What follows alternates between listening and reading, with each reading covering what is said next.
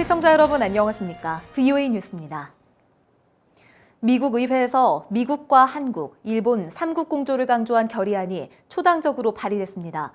하원 의원들은 미국을 방문한 한국 의회 대표단을 만나 미한 동맹과 북한의 핵무기 생산시설 폐기를 강조했습니다. 김칸희 기자의 보도입니다.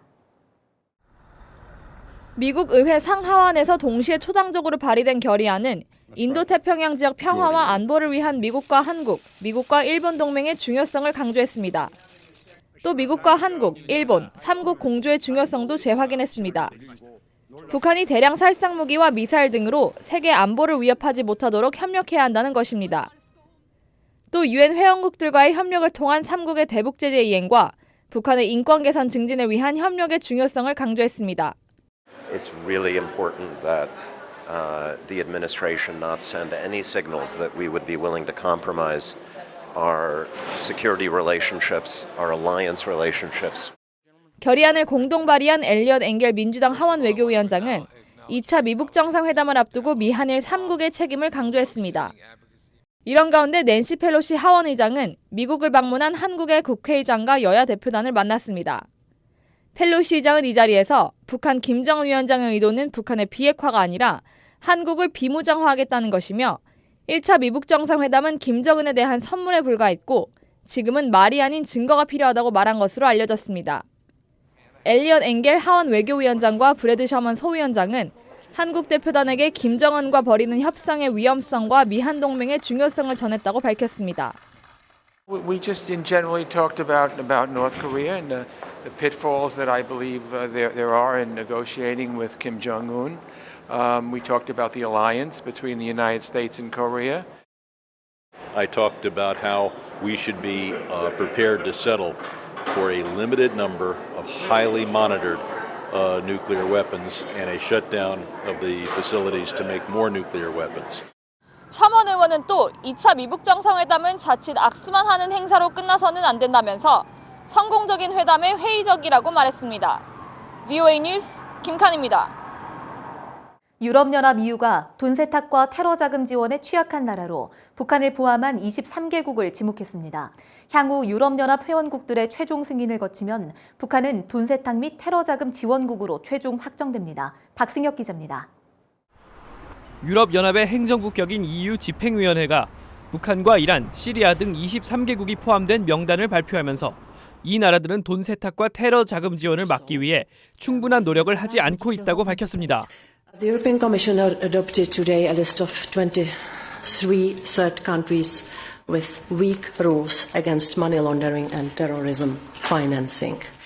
요우로바 집행위원은 이어 이들 국가들과의 금융활동은 유럽연합의 금융 시스템을 위험에 빠뜨리게 할 것이라면서 이 목록은 의심스러운 돈의 흐름을 찾기 위해 더 많은 조사와 점검을 받는 데 활용될 것이라고 밝혔습니다.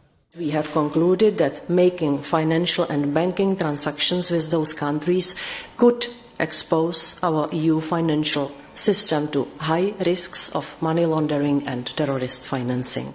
그러면서 유럽연합 금융기관들은 해당 국가들과 거래할 때 현행보다 강화된 실사를 적용해야 한다고 밝혔습니다. 이번 대상에는 사모아와 괌 등 미국령도 포함됐는데 미 재무부는 국제 자금 세탁 방지 기구와 다른 결정이라면서 즉각 반발했습니다. 한편 북한은 돈 세탁과 테러 지원 방지를 위해 프랑스에 설립된 국제 자금 세탁 방지 기구에서도 최고 수준의 제재를 이미 받고 있습니다. 국제 자금 세탁 방지 기구는 지난 2011년 북한을 주의 조치에서 최고 수준인 대응 조치로 상향 조정한 이후 8년 넘게 이를 유지하고 있습니다.